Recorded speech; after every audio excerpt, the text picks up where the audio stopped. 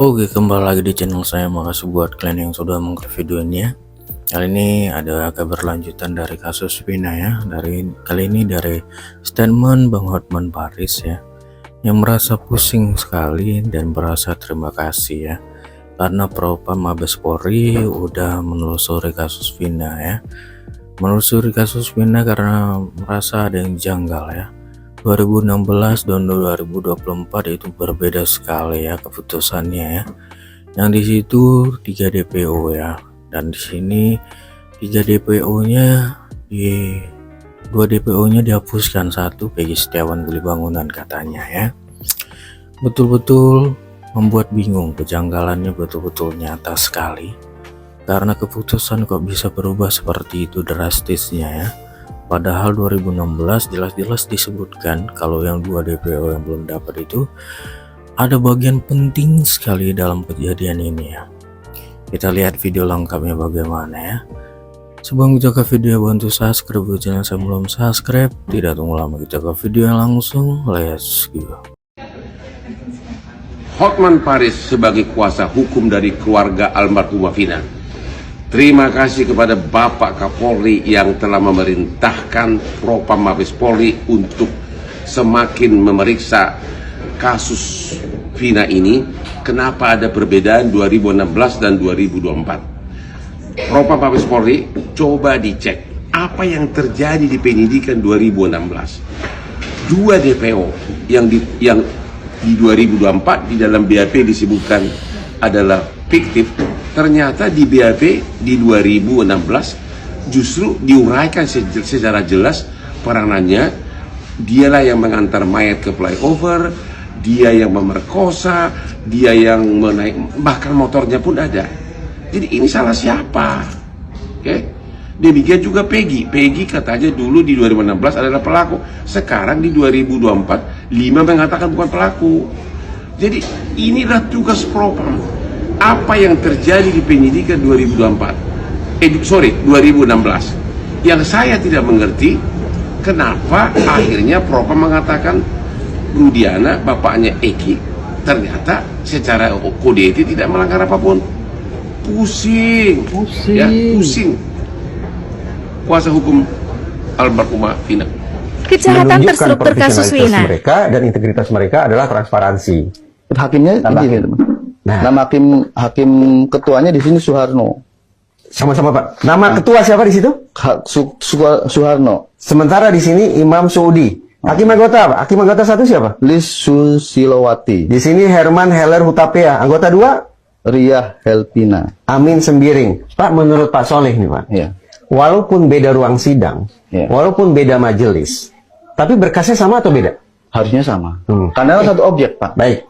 Nah itu rekan-rekan, Sobat DN ya, bukan rekan-rekan ini Sobat DN. Kejanggalan. Ini ada 3 ruang sidang. Tadi Pak Soleh selaku praktisi hukum mengatakan, walaupun 3 ruang sidang, 3 majelis hakim, tapi karena peristiwanya tunggal, maka berkasnya juga semestinya sama. Harusnya sama. Harusnya sama. Berarti berkas di ruang sidang ini nih dengan berkas di ruang sidang itu tuh Beda. seharusnya sama dong. Harusnya sama. Seharusnya tapi sama. beda. Dan artinya nama-nama yang tercantum juga semestinya sama. Kenapa kemudian jadi berubah? Apa yang bisa Pak Soleh kira-kira tafsirkan ya Pak?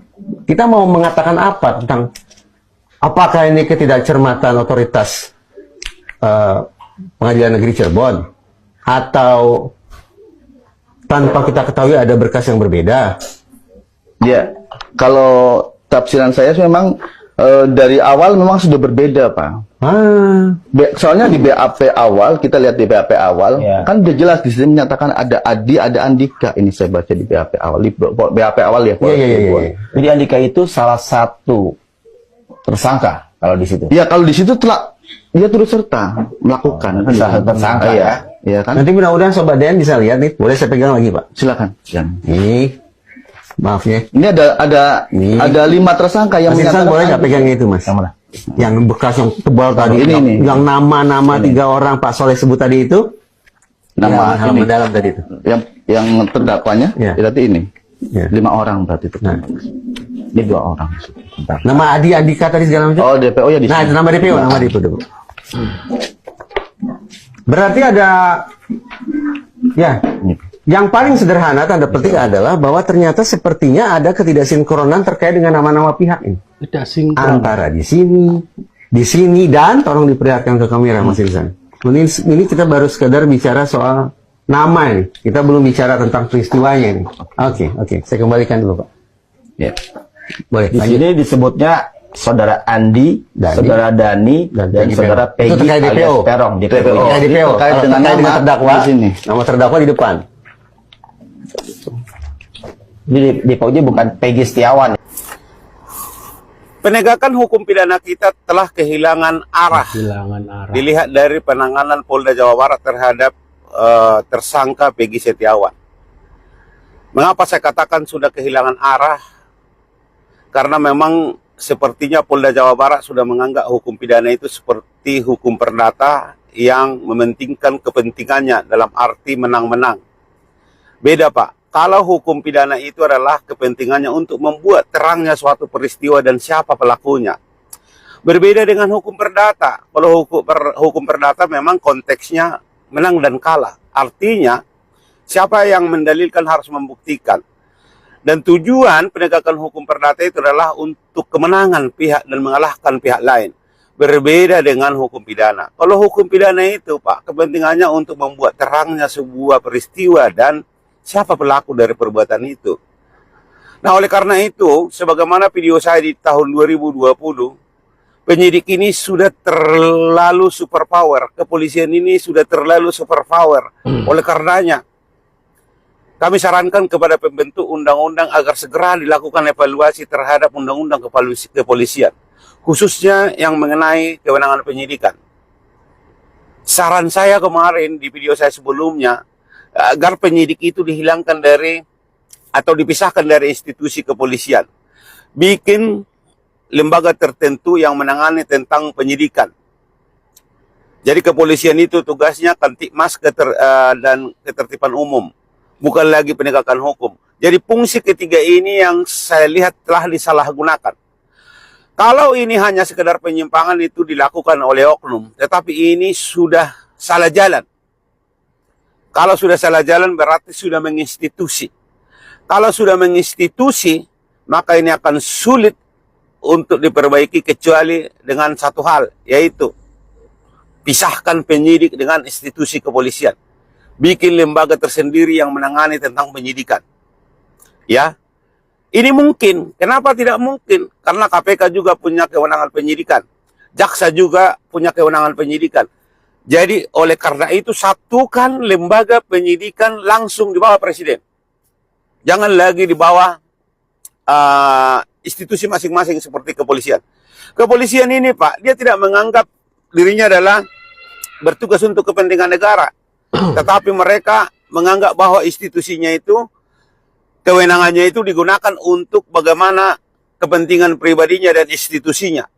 Itulah makanya saya katakan harus ada tindakan konkret dan tindakan extraordinary. Extraordinary ini adalah bagaimana melepaskan atau memisahkan penyidikan dari institusi kepolisian. Terlalu banyak Pak institusi kita yang menangani penyidikan. Ada PPNS, ada KPK, ada jaksa. Kewenangan penyidikan inilah yang selalu disalahgunakan oleh lembaga yang memiliki kewenangan penyidikan tadi itu. Maka oleh karena itu, tolong disikapi pemisahan atau membuat lembaga baru yang memisahkan penyidik dari kepolisian. Jadi kepolisian itu cukup dua kewenangan.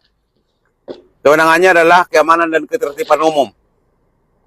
Ya, itu mungkin yang bisa saya sampaikan untuk mengatasi jangan lagi terjadi kesewenang-wenangan dan salah jalan dalam hal penanganan tindak pidana umum. Sekian dan terima kasih. Polda Jawa Barat tidak hadir di persidangan. Kenapa Pak polisi takut? Gentar, takut dibawa belurkan sama ini masyarakat. Takut dia sama keluarga bupati, takut sama keluarga Rudiana. Udah nerima amplop ya Pak ya? Berapa tebalnya Pak amplop diterima sehingga nggak bisa hadir ke persidangan Peggy Setiawan? Kami masyarakat semuanya tidak setuju dan resah kali. Khususnya semua pengacara-pengacara semua sudah resah melihat kelakuan polisi yang ada di Indonesia ini, khususnya di Jawa Barat, Polda lagi. Kayak nggak berpendidikan polisi ini ku tengok. Udah tahu dia kalau ada persidangan kasus, kalau lewat seminggu tidak naikkan ke jaksa, ke sidang, ke pengadilan ke atau sana. Jadi maksud kalian apa? Supaya kasus si Setiawan ini naik ke atas, tidak lagi bisa ditangani penguasa hukum, gitu iya. Kalau sudah kau terima amplopnya Polda Barat yang tebal kali dari istri Rudiana ataupun Bupati Cirebon, kau pulangkan. Semuanya yang kau informasikan itu nggak masuk di akal. Semua masyarakat di Indonesia ini pintar-pintar. Semua informasi yang kau kasih itu nggak benar. Si Peggy Setiawan itu tidak mengganti identitas. Cuma bapaknya kemarin kawin. Karena takut ketahuan istri pertama, dia tukarlah nama anaknya ini bukan si Peggy, jadi si Robi. Dengar Pak Polda. Satu lagi foto yang kau buat itu udah memalukan kali polisi. Ini zaman teknologi, aku aja bisa. Ku ambil foto yang kau taruh itu, ku taruh gambarku di dalam. Iya kan? Jadi kalian yang menangani, yang mengikuti kasus ini, kalian sudah kalian sudah ambil jarum. Korek-korek itu istri Rudiana. Istri Rudiana itu pelakor. Karena dia sudah punya anak 2. Si Egy yang sudah dibun-bun itu atas rencana dia ini menurut otak liarku. Karena kalau si pelakor-pelakor ini memang kayak gitu kerjanya, mau berusaha untuk membun-bun orang supaya dia bahagia. Iya kan? Jadi biar kalian catat ya semuanya netizen, Ibu Budia, Kang Mulyadi, pergi, aku ngarang-ngarang aja uangku. Kalau nggak pergi aku ke rumah istri Rudiana yang baru. Karena menurut informasi Eki yang sudah dibun-bun ini selalu minta uang ke rumah si Rudiana. Ya emosi lah si pelakor. Cocok kalian rasa jadi ya kesimpulannya gini aja. Polda Barat hari Senin depan kalau kau tidak hadir, babak belurlah semuanya orang-orang ini Cirebon. Dan kuhimbau, aku bukan provokator ini. Kalian yang semua mahasiswa-mahasiswa semua yang ada di Indonesia, yang ada di Cirebon, khususnya mahasiswa yang jurusan hukum. Dan kalian semua pengacara-pengacara advokat, ada tercatat 50.000 lebih advokat atau pengacara yang ada di Indonesia ini.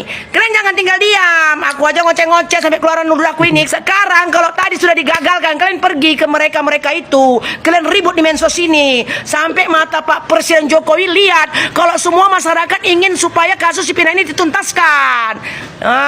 Supaya langsung terjunlah ini Pak Listio Sigit. Kalau dia tahu semua anggota-anggota si Polda Jawa Barat ini udah terima amplop.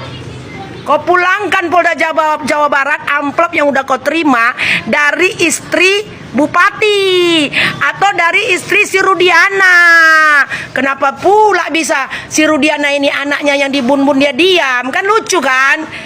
Coba pertanyaan besar ini bagi kalian, catat dulu kalian yang ingin kasus Pina ini dikelarkan dengan secepat-cepat mungkin. Yang terpenting bagiku, bagi semua masyarakat Indonesia, bagi semuanya 290 juta penduduk Indonesia ini menginginkan kalau Peggy yang kalian baru tangkap ini, si kuli bangunan yang miskin kali, keluarkan. Dan 7 tersangka yang sudah kalian tahan selama 8 tahun, yang udah kalian rusak masa remajanya, yang udah kalian hancurkan masa depannya, seharusnya dia gembira ria sama kawan-kawannya ke Ria. Yang ada satu lagi, seharusnya 2 minggu sebelum kalian tangkap dia berumah tangga, tidak berumah tangga, yang sudah kalian hancurkan hidupnya, keluarkan.